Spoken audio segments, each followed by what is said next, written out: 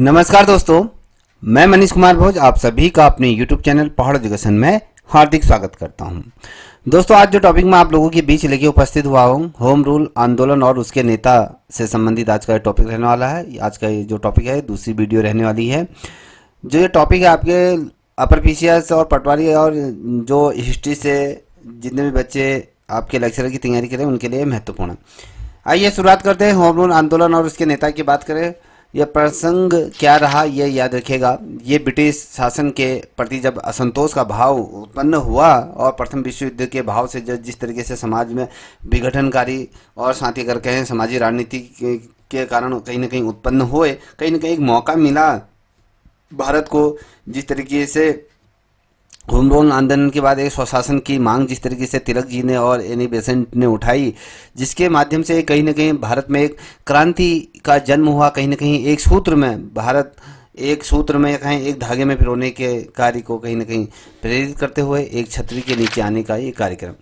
अगर हम बात करें 1917 की रूसी क्रांति का लाभ उठाकर होम रूल जो अभियान को बढ़ावा दिया गया, जिस समय रूसी क्रांति हुई थी उसको मद्देनजर रखते हुए भारतीय राजनेताओं द्वारा या क्रांतिकारियों द्वारा इसका लाभ उठाया गया। और साथ ही होम रूल अभियान को छोटे छोटे गांवों में या बड़े बड़े कस्बों में या एकजुट होके या कहें पत्रिकाओं के माध्यम से कहीं ना कहीं एकजुटता कहीं ना कहीं देश भर में अलग अलग तरीके से उनका नेतृत्व किया गया। तो ये तमाम चीज़ें यहीं से उसका शुरुआत हुई।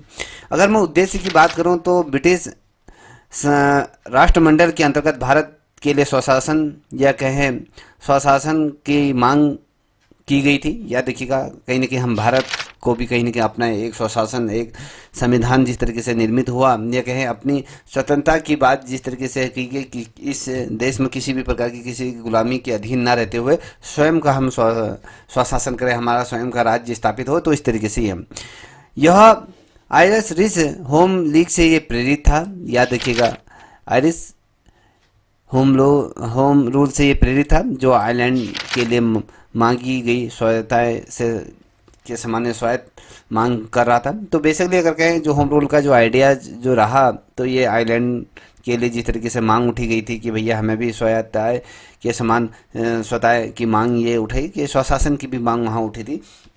अब अगर मैं उपलब्धियों की बात करूं, उपलब्धियों के दृष्टिकोण क्या रहे, विभिन्न माध्यमों से राजनीति शिक्षा और चर्चा पर ध्यान यहाँ पर केंद्रित ही अलग अलग छोटे छोटे गुटों के माध्यम से राजनीति चेतना को बढ़ाने के लिए नव युवकों का उपयोग किया गया और छोटे छोटे चर्चाएं या कहें गाँव में पंचायतों के माध्यम से ये चीज़ें की गई। और अगर हम बात करें सार्वजनिक बैठकें की गई है राजनीति और साहित्य और साथ ही पुस्तकालयों के माध्यम से या कहें फिर आपके जो छोटे छोटे जो अगर हम कहें जो नुक्कड़ होते हैं उनमें इनकी चर्चाएं की गई। और राजनीति छात्रों पर क्या है उसका सम्मेलन का कहीं ना कहीं कक्षा इनको दी गई। जो राजनीति क्षेत्र में जो छात्र कहीं ना कहीं सजग थे या कहीं ना कहीं उसके प्रति उनका आकर्षण था, तो उन छात्रों को राजनीति के लिए कहीं ना कहीं सम्मेलनों को कक्षाएं दी। वहीं पर अगर हम देखें समाचार पत्रों के माध्यम से भी कई अलग अलग तरीके से नुक्कड़ नाटक या कहें गीतों के माध्यम से प्रचार धन उपभोग की अलग अलग तरीके से विधियों का प्रयोग यहाँ पर किया गया। और सामाजिक कार्य और स्थानीय गतिविधियों की भी इसमें भागीदारी रही। अगर हम बात करें होम रूल आंदोलन की अगर बात करें, जिसमें हमने कहा कि उनके नेताओं की अगर बात करें तो उनमें उन नेताओं में प्रमुख नेताओं ने जो अपना योगदान दिया था, अगर हम देखें तो यूपीएससी 2013 के अंतर्गत भी ये क्वेश्चन पूछा गया है। अगर आप देखोगे बाल गंगाधर तिलक और एनी बेसेंट ये थे इस मूवमेंट के बहुत बड़े नेताओं के रूप में उभर के। ये दो नेता इसमें प्रबल थे, तिलक जी और एनी बेसेंट की बात करें। और ढेर सारे ऐसे नेता थे, अन्य नेताओं ने भी इसमें अपना सपोर्ट किया था। जीएस खाड़पे या जैसब वेपट्टी या कहें मोहम्मद अली जिन्ना, मोतीलाल नेहरू, जवाहरलाल नेहरू, भूला भाई देसाई, चिरंजीव दास और AK मुंशी या वी चक्रवर्ती या सैफीउद्दीन, ये मदन मोहन मालवीय, तेज सिंह प्रताप या लाला लाजपत राय या सर एस सुब्रमण्यम अय्यर और अपनी नाइटहुड की भी इन्होंने त्याग दी। देखिए वह कौन सा नेता था जिसने अपनी नाइटहुड की उपाधि भी त्याग दी थी, तो याद रखिएगा सर एस सुब्रमण्यम अय्यर थे। इन्होंने अपनी नाइटहुड की जो उपाधि थी वो भी त्याग दी थी। अगर आपको बताएं तो ये बड़े बड़े जो नेता थे आज के परिदृश्य जब हम इतिहास के पन्नों को पलटते हैं तो हमें जो बड़े बड़े नेताओं के नाम देखने को मिलते हैं, कहीं ना कहीं उन नेताओं के माध्यम से भी इस होम रूल आंदोलन में कहीं ना कहीं अपना पार्टिसिपेट किया गया। और पृष्ठभूमि की अगर हम बात करते हैं किन किन पृष्ठभूमियों में इन्होंने प्रतिभागी ये रहे, तो उग्रवादी जितने भी कांग्रेसी सदस्य कांग्रेस में सक्रियता से निराश हो गए थे। अगर हम कांग्रेस के जितने भी सदस्य थे वो कांग्रेस में रहकर उसमें एक निष्क्रिय कहीं बेजान हो गए थे। अगर देखें तो गोलखे के सेवेंट ऑफ इंडिया सोसाइटी के कुछ सदस्य भी इसके अंतर्गत जुड़े। और गतिविधियों की अगर बात करें तो हाल ही में इंग्लो इंडियन के कई ऐसे मुस्लिम सदस्य और दक्षिण गैर ब्राह्मण और कुछ ऐसे समुदाय इसमें सम्मिलित नहीं हुए। क्वेश्चन पूछा जाएगा कि होम रूल के अंतर्गत कौन कौन से ऐसे संगठन थे या ऐसे कौन से समुदाय थे जो इस मूवमेंट के अंतर्गत क्या थे, सम्मिलित नहीं हुए। अगर हम कहें इंग्लो इंडियन थे और कई ऐसे मुस्लिम थे और दक्षिण भारत के अगर गैर ब्राह्मण थे, जैसे कुछ बड़े बड़े जो समूह थे या कौन छोटे मोटे जो समूह थे इसमें सम्मिलित नहीं, क्योंकि उन्हें डर था कि होम रूल के कारण हिंदू बहुमत का शासन या विशेष रूप से उपजाति द्वारा स्थापित हो सकता है। तो इस तरीके से कहीं ना कहीं डर इनके अंदर ये व्याप्त था, कहीं ना कहीं इनकी रोजी रोटी है, इनकी जो दुकान चल रही है जमी जमाई दुकान, वो भी कहीं ना खतरे में आ जाए। तो कहीं ना कहीं इस तरीके से चीज़ें होने शुरू हुई। अगर आप देखोगे गैर ब्राह्मण कुछ समूह इसमें सम्मिलित नहीं हुए, क्योंकि उन्हें यह डर था कि होम रूल के कारण हिंदू बहुमत का शासन रहेगा, तो विशेष रूप से अगर उपजाति द्वारा इसको स्थापित किया जा सकता है। तो ये तमाम चीज़ें थी। अगर हम संगठन की बात करें तो प्रारंभ में इसे स्वशासन के लिए वर्ष भर चलाने का प्रयास किया। ये भैया हम जो संगठन था इसको हम स्वशासन के मद्देनजर चलाते हुए क्या करेंगे, इसे साल भर हम इसको कंटिन्यू रन करेंगे। और वार्षिक सत्र वाले कांग्रेस के विपरीत ये रहा। अगर वार्षिक जो एक वर्ष में जो संगठन की जो समीक्षा होती है या उसके विपरीत ये कांग्रेस ये रहा। और राष्ट्रीय संगठन के रूप में योजना अगर हम देखें राष्ट्रीय स्तर पर इसकी योजना का खाका तैयार करा गया और इसको बनाएगी। और अंततः दो अलग अलग होम रूल लीगों का गठन हुआ। देखिए अगर हम बात करें तो इसी संगठन के माध्यम से जब होम रूल की अगर बात करते हैं तो राष्ट्रीय संगठन के रूप में योजना को कहीं ना कहीं विस्तारित करने का एक क्षण हमें देखने को मिला था। तो जब ये राष्ट्रीय संगठन के रूप में इस योजना को बनाया गया तो इसके अंतर्गत दो धड़ों में ये विभाजित हुआ। दो धड़ों में हुआ तो अलग अलग होम रूल लीगों का इसमें गठन हुआ। तो एक का नेतृत्व तो आपने तिलक ने किया, दूसरे का नेतृत्व आपने एनी बेसेंट ने किया। ये दोनों ने अधिक आक्रामकता से क्या करा, राजनीति की रुख की वकालत की। कहीं ना कहीं अगर देखें अंग्रेजों में इस तरीके से दबाव बनाना और साथ ही राष्ट्र की चेतना को जगाना और उसकी अलग को एक छोर से दूसरे छोर तक पहुंचाना, तो कहीं ना कहीं राजनीतिक रुख की वकालत इन्होंने बढ़ चढ़ कर ये करी। अगर हम बात करें होम रूल आंदोलन को बढ़ावा देने वाले कारक क्या रहे, किस तरीके से होम रूल आंदोलन था लोगों के बीच, किस तरीके से ये आगे बढ़ता रहा, क्या बढ़ावा ये देने के लिए देखिए लोकप्रिय दबाव की आवश्यकता। कुछ राष्ट्रवादियों का मानना था कि भैया रियासतों से प्राप्त करने के लिए सरकार पर दबाव डालना आवश्यक है। देखिए जितने भी हिंदू रियासतें थी उनके द्वारा भी कुछ राष्ट्रवादी जो भी रियासतें थी जो हम अपने राष्ट्र के प्रति जो समर्पित थे उनके द्वारा भी कहीं ना कहीं सरकार पे दबाव डाला गया था। दबाव डालना बहुत ज़्यादा आवश्यक हो गया था उस समय। इनके द्वारा भी ये चीज़ गए। मिल्टो सुधार से मोह भंग हुआ था। तो उदारवादियों मिल्टो सुधार द्वारा किया गया था कि इनके प्रस्तावित जो समितियाँ सुधारों में असंतुष्ट थे। और युद्धकालीन कष्टों का प्रभाव देखने को मिलेगा। जिस तरीके से प्रथम विश्व युद्ध, द्वितीय विश्व युद्ध के कारण कि जिस तरीके से जनता त्रस्त हो गई थी, युद्ध के दौरान उच्च कराधान और बढ़ती हुई कीमतें हमारे सामने अकाल की स्थितियाँ बनी। सामान्य कठिनाइयों से लोगों में आक्रमण की बात करें, ये विद्रोह या आंदोलन के लिए कहीं ना कहीं इनको तैयार किया गया। ठीक है, यह देखिएगा। और अगर हम देखें साम्यवादी जो शक्तियों का कहीं ना कहीं पर्दाफाश हुआ था। और साम्यवादी शक्तियों के बीच जैसे जिस तरीके से युद्ध ने श्वेत श्रेष्ठता की मिथक को कहीं ना कहीं उजागर करते और भारतीय जो भावनाएं थे उनको कहीं ना कहीं प्रभावित हुई। अगर हम देखें तिलक की भारतीय होम रूल लीग की अगर मैं बात करूँ, तिलक की जो भारतीय होम रूल लीग थी इसकी जो चीज़ें हुई उसको देखिएगा। जून 1914 में तिलक की रिहाई हुई। उनके नेतृत्व संभालने और सरकार और साथ ही नरमपंथियों के प्रति समझौतापूर्ण रुख अपनाते हुए उनके समक्ष ये बनाया गया। तिलक का लक्ष्य था कि भैया किस तरीके से प्रशासन में सुधार करना था और संकट के समय ब्रिटिश सरकार के सहयोग करने के आग्रह ये करना था। देखिए तिलक का ये विशेष की एक ये मेन उद्देश्य ये था कि भैया जो लक्ष्य रखा गया था होम लोन लीग की अगर मैं बात करूं, तो प्रशासन में कहीं ना कहीं सुधार करना था। जिस तरीके से प्रशासन की जो कार्यवाही थी कहीं ना कहीं असंतोषजनक थी, तो उसमें कहीं ना कहीं सुधार करने की ये मांग थी। और संकट के समय में सरकार से सहयोग करने का आग्रह। अगर किसी समय जैसे मान लें अकाल की स्थिति बन गई, या धन की स्थिति व्याप्त कम हो गई, या अर्थव्यवस्था खराब हो गई, या किसी भी प्रकार की अगर सहायता सरकार ये करे, तो इस तरीके से आग्रह ब्रिटिश सरकार से किया गया था। और इसकी स्थापना की अगर हम बात कर रहे हैं तो अप्रैल 1916 में की गई। बहुत महत्वपूर्ण चीज़ें आपके सामने अब रख रहा हूँ। तिलक ने पहली होम रूल बैठक की जो आयोजन किया गया था वो बेलग्राम में ये किया गई थी। याद रखिएगा, तिलक की पहली होम रूल बैठक कब आयोजित हुई थी, तो बेलग्राम में ये हुई थी। और पूना में इसका क्या था, मुख्यालय था। तिलक की जो होम रूल लीग थी इसकी पहली बैठक बेलगांव में हुई थी। पूना उसकी जो मुख्य, अगर मैं बात करूं, मुख्यालय के रूप में इसको स्थापित किया गया।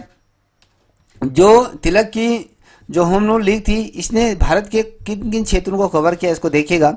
कवर किया महाराष्ट्र और मुंबई शहर को छोड़ दिया, और कर्नाटक हो गया, मध्य कर्नाटक और प्रांत, और साथ ही अगर हम बात करें ये बराबर इनकी सीमांत क्षेत्रों में इन्होंने क्या करा, अपना ये जो मूवमेंट लाया किया था स्वशासन के लिए, इन्होंने इन क्षेत्रों को कवर किया। वहीं अगर देखें तो इसकी कुल शाखाएं कितनी थी, अगर हम कहें जो प्रथम होम रूल लीग की जो बैठक हुई थी तिलक के सानिध्य में, तो इसमें कुल कितनी शाखाएं थी, तो आपको पता होना चाहिए 6 शाखाएं इसके अंतर्गत थी। और मांगे क्या थी, स्वराज्य, भाषाई राज्यों का गठन करना, और साथ ही स्थानीय शिक्षा को बढ़ावा देने के लिए कहीं ना कहीं ये चीज़ें रखी गई थी।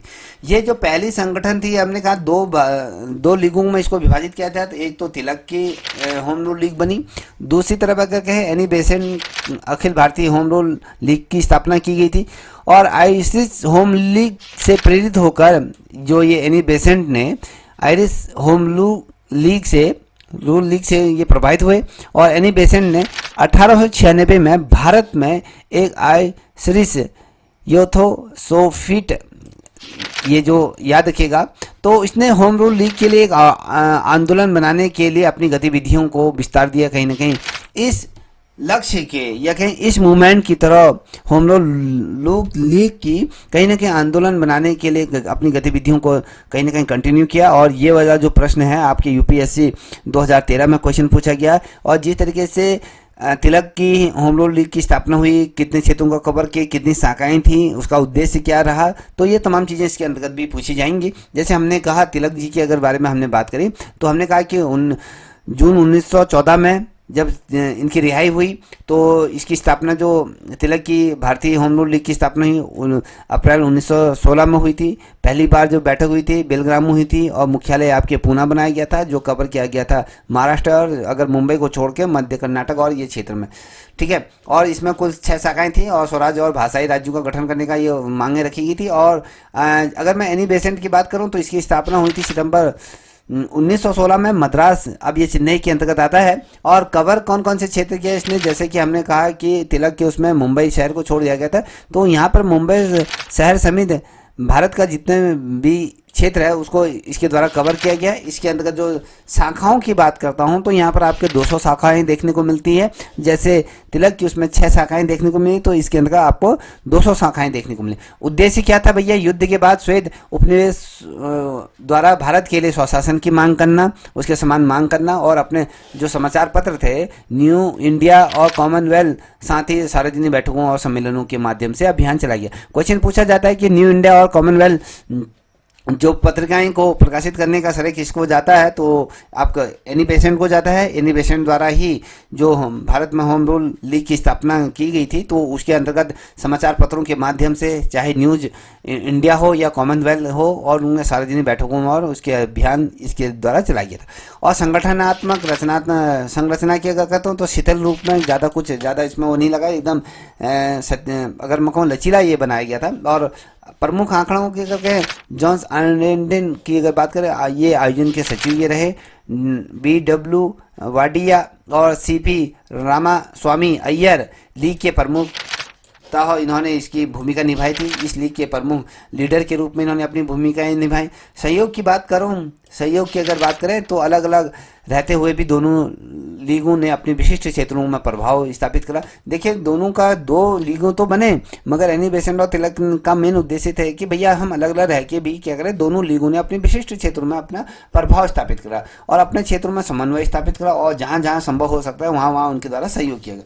साल आता है 1920 की बात करें तो गांधी जी ने Akhil Bharatiya home rule league की अध्यक्षता स्वीकार कर ली। देखिए 1920 में गांधी जी को Akhil Bharatiya home rule league की अध्यक्षता स्वीकार कर ली। इसकी अध्यक्षता करने के लिए इनसे कहा कि इनके द्वारा इसको स्वीकार कर लिया। और जो बाद में भारतीय होम रूल लीग का जो नाम बदल कर क्या कर दिया, क्वेश्चन पूछा जाएगा, स्वराज सभा ये रख दिया गया था, याद रखिएगा।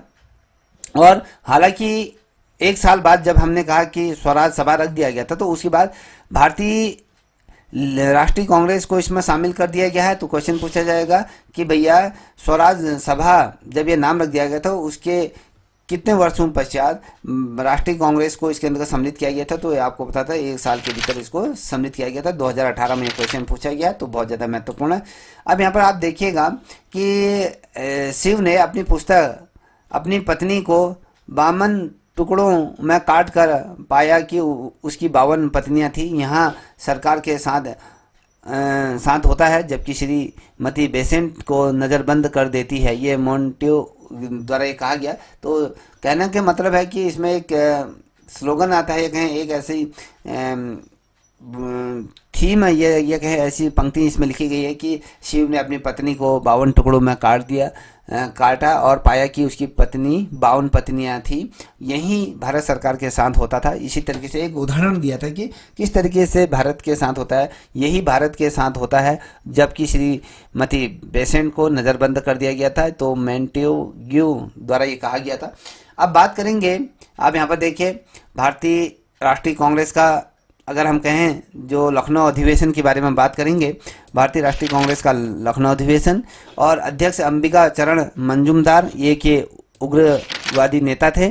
और कांग्रेस में उग्रवादियों का पुनः प्रवेश ये हुआ, तिलक के नेतृत्व में उग्रवादियों के साथ पुनः यहाँ पे एकीकरण हुआ। क्वेश्चन पूछा जाता है कि कांग्रेस के अंतर्गत जो राष्ट्रीय उग्रवादी को किस तरीके से प्रवेश किसके माध्यम से दिलाया गया था, तिलक के नेतृत्व में ही दिया गया था। तो इसके अध्यक्ष कौन थे भारतीय राष्ट्रीय कांग्रेस का? जब लखनऊ में अधिवेशन हुआ था 1916 में, तो अंबिका चरण मंजूमदार थे। तो ये कहीं न कहीं एक उग्रवादी नेता के रूप में थे। और पुनः मिलन को सुगम बनाने के कारण क्या थे भैया, उसमें पुराने जितने भी विवाद थे, अप्रासंगिकता इसमें थी, और उदारवादी और नरमपंथी दोनों को विभाजन के कारण उत्पन्न राजनीतिक निष्क्रियता का एहसास हुआ। भैया जिस तरीके से हमने उदारवादी और नरमपंथी दोनों में इसको विभाजित कर दिया, इसके कारण से हमें ज़्यादा उसमें लाभ नहीं हुआ, जो भी हुआ हमें हानि हुई, इस चीज़ का इन्हें आभास हुआ। ठीक है। और एनी बेसेंट और तिलक द्वारा सुलझ के लिए ये जोरदार प्रयास रहा था। देखिए अगर हम बात करें जो चीज़ों को ये कहे एक दूसरे के साथ इन्होंने कॉम्प्रोमाइज़ किया गया, सुलह ये जो किया गया था, कोई भी क्वेश्चन पूछा जाएगा कि किसके सुलह द्वारा उग्रवादी और नरमपंथी दोनों का जो विभाजन हुआ उसके नेता पुनः एक साथ हुए। तो एनी बेसेंट और तिलक द्वारा ये सुलह के लिए जोरदार प्रयास किए गए। और तिलक की घोषणाएं थी कि सरकार को उखाड़ फेंकने के बजाय प्रशासन सुधार का समर्थन करती थी और हिंसा की निंदा करती थी। देखिए क्वेश्चन पूछा जाएगा ये किसके द्वारा ये कहा गया था कि सरकार के किसके द्वारा घोषणा की गई थी, सरकार को उखाड़ फेंकने के बजाय क्या किया जाएगा, प्रशासन में सुधार और उसका समर्थन किया जाएगा। और हिंसा की निंदा इसने की थी। तो किसके द्वारा की, ये आपको अगर मैं बता दूं ये तिलक की क्या थी, घोषणाएं थी। ठीक है, याद देखिएगा। और चरमपंथियों का विरोध करने वाले फिरोज शाह मेहता की मृत्यु से पुनर्मिलन की प्रतिक्रिया आसान होगी। जब चरमपंथी विरोध करने वाले जो बेसिकली हम बात करें जो चरमपंथी वर्ग था या इसके जो नेता थे, वो जो फिरोज शाह मेहता की जब मृत्यु हुई उनके बाद ये सारी चीज़ें एकजुट होने शुरू हुए, पुनर्मिलन इनके साथ हुआ। और लखनऊ समझौता और हिंदू एकता का विश्वास यहाँ पर रहा। अगर हम बात करें लखनऊ समझौता और हिंदू एकता का विश्वास करके, तो कांग्रेस की अगर बात करें तो मुस्लिम लीग ने सरकार के समक्ष साझा मांग प्रस्तुत करी। देखिए अब ये दोनों गुटों ने चाहे मुस्लिम लीग हो या राष्ट्रीय कांग्रेस की अगर बात करें, तो इनके द्वारा सरकार के समक्ष साझा मांग यहाँ पर रखी गई, और जिससे कि भारत में दो प्रमुख राजनीतिक दलों के बीच कहीं न कहीं एक महत्वपूर्ण कहीं न कहीं एकता का कहीं न कहीं संकेत ये मिला। देखिए, दो बड़े क्या थे, ये संगठन थे। दोनों संगठन जब एक सामने आए तो कहीं ना कहीं दोनों दलों के बीच एक महत्वपूर्ण एकता का कहीं ना कहीं हमें देखने को मिलता है कि संकेत यहाँ देखने को मिले थे। और मोहम्मद जिन्ना ने जिस तरीके से राष्ट्रीय कांग्रेस और मुस्लिम लीग के बीच लखनऊ में समझौता के लिए कड़ी मेहनत की थी। क्वेश्चन पूछा जाएगा कि मोहम्मद जिन्ना द्वारा किस लीग के लिए प्रमुख रूप से कड़ी मेहनत की गई थी, तो आपको बताना चाहिए कांग्रेस और मुस्लिम लीग के बीच जिस तरीके से लखनऊ में समझौता, उसके लिए इन्होंने कड़ी मेहनत की। इसमें सरोजिनी नायडू ने मोहम्मद अली जिंदा को मुस्लिम हिंदू एकता का राजदूत कहा। क्वेश्चन पूछा जाएगा, बहुत ज़्यादा महत्वपूर्ण प्रश्न है। और किस राजनेता द्वारा मोहम्मद जिन्ना को हिंदू मुस्लिम एकता का राजदूत कहा, तो आपको पता होना चाहिए सरोजिनी नायडू द्वारा ये कहा गया था। ठीक है, लीग का रवैया बदलने के कारण क्या हुआ, ये देखिएगा। इस लीग का अगर रवैया जिस तरीके से बदला तो उसके कारण क्या क्या चीज़ें सामने हुई, तो उसको भी देखिएगा। मुस्लिमों में असंतोष पैदा करने वाली ब्रिटिश कार्रवाई यहाँ पर हुई। देखिए, मुस्लिमों में असंतोष, कहीं ना कहीं मुस्लिम इस चीज़ से खफा थे, उनसे खुश नहीं थे, और कि जिस तरीके से ब्रिटिश द्वारा कार्रवाई की गई थी। तुर्की को उसके युद्ध में सहायता देने से इनकार करना। देखिए, तुर्की को ब्रिटिशरों द्वारा क्या था, युद्ध में सहायता देने से इनकार किया गया, और 1911 में बंगाल विभाजन को रद्द करना। ठीक है, 1911 में जिस तरीके से बंगाल का विभाजन को यहाँ पर रद्द करना। अलीगढ़ में राष्ट्रीय व्यापक समृद्धता वाला विश्वविद्यालय की स्थापना करने से इनकार कर दिया। जिस तरीके से ये कहा गया भैया कि अलीगढ़ में आप क्या करेंगे, विश्वविद्यालय राष्ट्रीय व्यापी क्या करेंगे, एक विश्वविद्यालय की स्थापना करेंगे, जो भी ये ब्रिटिश सरकार से ये मांग रखी गई थी। और 1911 में बंगाल विभाजन को भी कहीं ना कहीं, जब बंगाल विभाजन की बात की गई थी, तो उसको भी रद्द कर दिया गया, और जो विश्वविद्यालय की स्थापना करने से भी कहीं ना कहीं इनकार कर दिया। इस कारण क्या हुआ, मुस्लिमों में ब्रिटिश सरकार के खिलाफ बहुत ही अंदरूनी ये कहीं ना कहीं एक असंतोष पैदा हो गया था, कहीं ना कहीं उनसे एक नफरत जैसी हो गई थी। लीग के राजनीतिक दृष्टिकोण में किस तरीके से बदलाव रहा, तो ये देखिए, युवा लीग सदस्य अलीगढ़ स्कूल के समिति दायरे से परे साहसिक या कहे आपके राष्ट्रीय राजनीति की ओर झुके, और 1912 में मुस्लिम लीग के कोलकाता अधिवेशन के लक्ष्य के सामने समान स्वशासन के लिए काम करने के लिए प्रतिबद्ध हुए। देखिए, दोनों लीगों को एकजुट होना पड़ा, जिसकी वजह से अगर हम कहें, जिस तरीके से कलकत्ता अधिवेशन में जिस तरीके से कांग्रेस के लक्ष्यों के सामने स्वशासन के लिए मांग के लिए ये प्रतिबद्ध हुए, जिस तरीके से कांग्रेस ने जो स्वशासन की मांग के लिए जो चीज़ें रखी गई थी, उसके पक्ष में कहीं ना कहीं मुस्लिम लीग आई। अब यहाँ पर आप देखोगे, प्रथम विश्व युद्ध के अंत में राष्ट्रवादी उभार के कारण क्या रहे, युद्धोत्तर में जिस तरीके से आर्थिक कठिनाई आती हैं, जब भी कोई युद्ध होता है तो उसमें आर्थिक रूप से बहुत अधिक कठिनाइयाँ आती हैं। आर्थिक रूप में उस देश में कहीं ना कहीं अर्थव्यवस्था डगमगा जाती है। और युद्ध के बाद लोकतंत्र और आत्मनिर्णय के टूटते हुए वादे, अगर देखें, जब युद्ध हुआ उसके बाद जिस तरीके से वादे किए थे लोकतंत्र के बीच, वो कहीं ना कहीं आत्मविश्वास टूटा और वादे टूटे, और प्रचार और वास्तविकताएं, अगर देखें, युद्ध के दोनों पक्षों ने एक दूसरे के औपनिवेशिक अत्याचारों को उजागर करा। देखिए, जब युद्ध हुआ उसके बाद क्या हुआ, दोनों पक्षों ने क्या किया, एक दूसरे की कमियों को कहीं ना कहीं उजागर करना या चाहा, किस तरीके से अत्याचार हुए उसका इस्तेमाल किस तरीके से किया, किस तरीके से लोग अपनी जो श्रेष्ठता की छवि जिस तरीके से बनाते थे, कहीं ना कहीं वो धूमिल हुई। और युद्ध के बाद अगर हम देखें, जो संघी थे, जो उपनिवेश को नियंत्रण को कम करने के लिए कोई भी इरादा उनके द्वारा नहीं दिखाया गया, और अपनी एक उदासीनता इसमें दिखाई गई थी। और मोहभंग पेरिस सम्मेलन हुआ था, आप याद रखिएगा, इसमें क्या हुआ था, जब मोहभंग पेरिस सम्मेलन और उसके बाद जो संधियों, अगर जितनी भी संधियां हुई थी, उसके ये दिखा दिया कि भैया साम्यवादी शक्तियों का अपने उपनिवेशों पर नियंत्रण छोड़ने का कोई इरादा नहीं था। राष्ट्र का पुनर्बलन हुआ था। तुर्की, मिस्र या ईरान या अफगानिस्तान या वर्मा या फिलीपीन या इंडोनेशिया अन्य देशों में स्वतंत्रता चाहने वाले उग्रवादी राष्ट्रीय आंदोलन में उनका उछाल देखने देखने को मिला। कहीं ना कहीं जितने भी ये राज्य, जितने भी ये हमने कंट्री के नाम आपके सामने लेके, कहीं ना कहीं इस इन देशों में भी अन्य देशों के समान स्वतंत्रता चाहने वाले उग्रवादी जो राष्ट्रवादी आंदोलन में कहीं ना कहीं उनका उछलाव देखने को मिला, उछाल देखने को मिला। ये देखिएगा कहीं ना कहीं उसमें बढ़ोतरी देखने को मिली। तो ये तमाम चीज़ें ये याद रखिएगा। रूसी क्रांति जब हुई थी 7 नवंबर 1917 में, वाल्दिया लेनिन के नेतृत्व में बोबेलेसेनविक पार्टी ने अक्टूबर क्रांति की योजना बनाई, जिसके परिणाम स्वरूप जारवादी शासनों को उखाड़ फेंकने के लिए सोवियत संघ की स्थापना हुई। ठीक है, इसमें यह कहा गया था भैया हमने जिस तरीके से उपनिवेशवाद है उनको हम कहीं ना कहीं नहीं मानेंगे, उसमें आत्मनिर्णय का अधिकार और जनता को संदेश देने के लिए अपार शक्तियाँ इसके पास थी, याद रखिएगा।